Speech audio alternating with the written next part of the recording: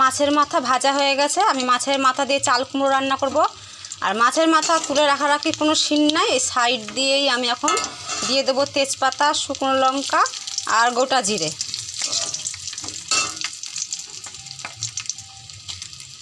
আবার তুলে গিয়ে ঝামেলা করবে, সাইড দিয়ে এখন দিয়ে দেবো। রান্না করতে তো এখন খুব ঝামেলা মনে হয়, এদিকে ছেলে ঝামেলা করে, এদিকে এত গরম পড়েছে, রান্না করতে এত বিরক্ত লাগে, রান্না করতেই ইচ্ছে করে না।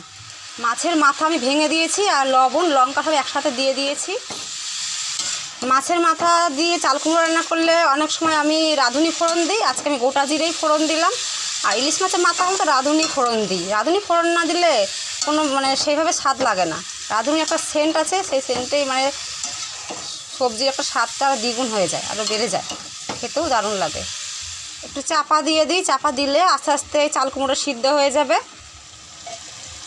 এত কষ্ট করে রান্না করি, যদি বন্ধুরা একটু লাইক কমেন্ট শেয়ার করে, একটু ফলো করে পাশে থাকে, তাহলে আর কষ্ট বলে মনে হয় না। তাহলে রান্না করতে আমার ভালোই লাগে। আর আগাগোড়া আমি রান্না করতে খুব ভালোবাসি, রান্না করে খেতেও ভালোবাসি, মানুষকে খাওয়াতেও ভালোবাসি। আর রান্না করে খেতে তো ভালো লাগে, কিন্তু যখন বাসন মাজতে যাই তখন আমার মাথা খারাপ হয়ে যায়। তার মধ্যে যখন বাসন মাজতে যাই তখন আমার ছেলে শুধু কলে পাড়ে চলে যাবে, গিয়ে শুধু কল টানবে, খুব ঝামেলা করে। ওর বাবা বাড়িতে কাজ করে, তাই একটু ধরে, তাই না হলে তো আমার আরও মাথা খারাপ হয়ে যেত। আমার ছেলে এত দুষ্টু, ওকে নিয়ে কাজ করতে গিয়ে আমি তো বিরক্ত হয়ে যাই। এদিকে আমি বকবক করতে করতে আদা বাটা দিয়ে দিলাম আর হলুদ দিলাম, দিয়ে একটু নাড়াচাড়া করব। আর আমার চাল কুমড়োটাও সিদ্ধ হয়ে গেছে। আজকের মাছের মাথা দিয়ে চাল কুমড়োকে খেতে চেয়েছি, দারুণ লাগে আমার কাছে। এই মাছের মাথা দিয়ে চাল কুমড়ো দারুণ লাগে। গাছের চাল কুমড়ো, কচি চাল কুমড়ো। আমি বললাম সকালবেলা চাল কুমড়ো কাটতে, এই মাছের মাথা দিয়ে করবো। চাল কুমড়োগুলো গাছে ঝুলে আছে, দেখেই মনে হচ্ছে রান্না করে করে খায়, তাই একটু বকবক করে করে রান্না করলাম।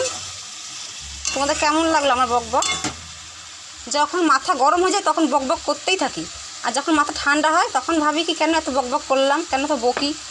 আর বকতে বকতেও নিজের কষ্টও হয়, বেশি বকলে নিজের শরীরেও একটা কষ্ট হয়, ওর থেকে চুপ করে থাকাই ভালো। কিন্তু যখন মাথা গরম হয় তখন আর চুপ করে থাকতে পারি না, যত পেটে কথা আছে সব উগড়ে দিই, সব বার করে দিই সব কথা। তারপরে কথাগুলো বার যখন হয় তখন আমার মাথা ঠান্ডা হয়, যে না এইবার একটু শান্তি হয়েছে। চাল কুমড়োর থেকে অনেক জল বেরিয়েছিল, তাই জন্য আমি আর জল টল কিছু দিইনি, আর জল টল কিছু দেবও না। এটা আমি একটু চিনি দিয়েছি। আমি তো মিষ্টি খেতে বরাবরই ভালোবাসি, ঝাল তো আমি একদমই পছন্দ করি না, ঝাল তো আমি খেতেই পারি না, তার জন্য আমি লঙ্কাটা কম দিয়েছিলাম। চিনি দিয়ে একটু স্বাদ লেগেছে, বেশ মিষ্টি মিষ্টি হয়েছে। এখন একটু গরম মশলা দিয়ে দেবো। রুই মাছের মাথা থেকে তার একটু গরম মশলা দেবো। যদি ইলিশ মাছের মাথা দিয়ে করতাম তাহলে আমি গরম মশলা দিতাম না। আর এই গরম মশলাটা আমার একদম পছন্দ না, সানরাইজের গরম মশলা আমার খুব পছন্দ।